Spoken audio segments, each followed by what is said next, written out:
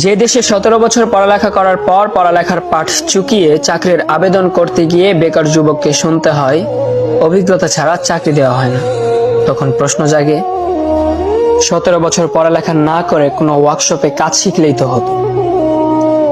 যে দেশে পাশ করার 4 বছরের মধ্যে বিয়ে করতে গেলে পাত্রীর মা প্রতিষ্ঠিত পাত্রের দোহাই দিয়ে বিদায় করে দেয়, তখনও প্রশ্ন আসে 17 বছর পড়ালেখা না করে ব্যবসার চিন্তা করলেই তো হতো, কারি কারি টাকা থাকতো।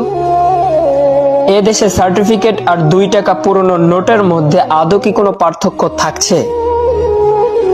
17 বছর পড়ালেখা করার পর 12,000 টাকার বেতনে সকাল 9টা থেকে রাত 9টা পর্যন্ত ডিউটি করার অফার আসে। তাহলে নামের আগে গ্রাজুয়েট, ইঞ্জিনিয়ার এসবের কি দরকার? সিএনজি চালিয়েও তো 15,000-এর চেয়ে বেশি ইনকাম করা যায়।